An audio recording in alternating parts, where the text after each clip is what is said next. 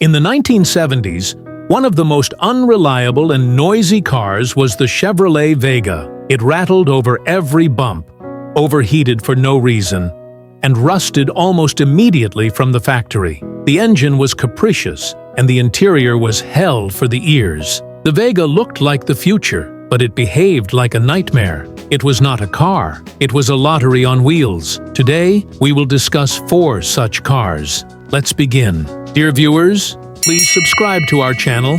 Thank you for your support. Number 4.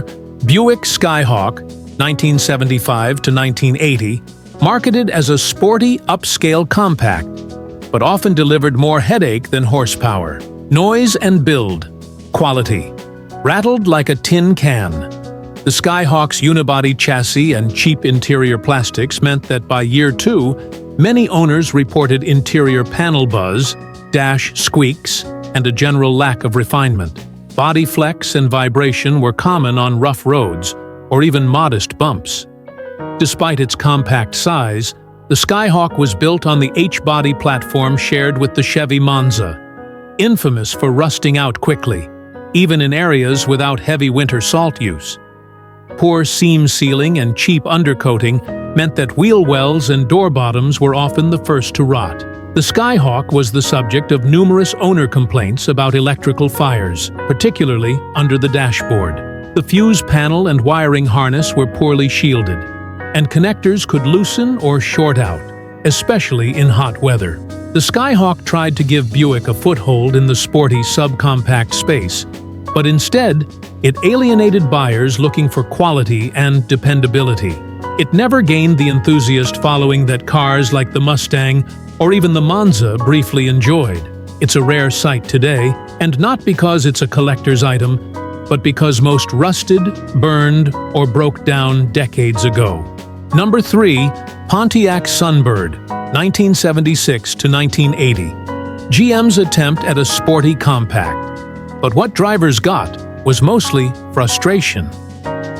Frequent transmission issues. The 3-speed automatic transmission and optional 4-speed manual were both notoriously fragile. Sloppy shifting, premature clutch wear, and early transmission failures were common complaints, especially in V6 models. Fluid leaks from weak gaskets and seals plagued many units by 40,000 miles. Underpowered and sluggish.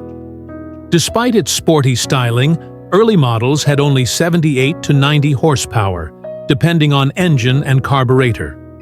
The optional 3.8-liter V6 offered a little more grunt, but came with poor fuel economy and more front-end weight, hurting handling.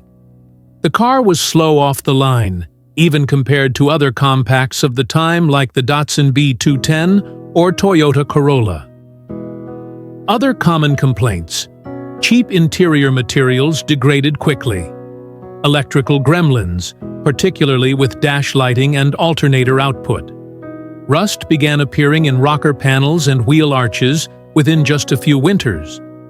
While the Sunbird name lived on in future generations, the original 76 to 80 models are largely forgotten or remembered poorly. It was a car that looked like it wanted to be fast, but often ended up just being broken down. A Sunbird in name, but a turkey in spirit. Number 2. Lincoln Versailles, 1977 to 1980. A luxury car in name. A Ford Granada in disguise, mechanically and structurally almost identical to the Ford Granada and Mercury Monarch, but with a Lincoln badge and a much higher price. Shared the same chassis, wheelbase, and many body panels, just slathered in chrome and vinyl. Lincoln added a few upscale touches, leather seats, wood grain dash, but buyers quickly saw through the disguise. Added weight from sound insulation and trim hurt performance, especially when paired with the sluggish 302 V8. Despite luxury intentions, it suffered from road noise, wind leaks, and rattling panels. Poor build quality made for an experience far beneath what buyers expected of the Lincoln nameplate. Didn't live up to its price tag. The Versailles cost thousands more than the mechanically identical Granada. It was meant to compete with the Cadillac Seville, but offered none of the prestige or engineering Cadillac put into its rival. Sales were dismal, with many models sitting on lots until deeply discounted. The Versailles was a cautionary tale in lazy luxury branding. It damaged Lincoln's reputation and is now often cited as one of the worst luxury cars of the 1970s. A Versailles in name, but very much a Granada underneath. Number 1. Chevrolet Chevet, 1976 to 1987. The car of despair.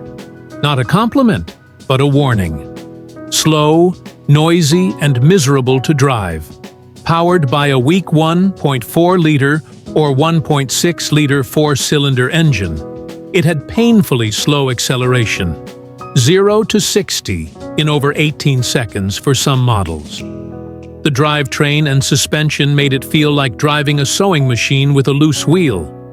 Interior panels rattled constantly, and insulation was so poor you could hear every pebble hit the wheel well.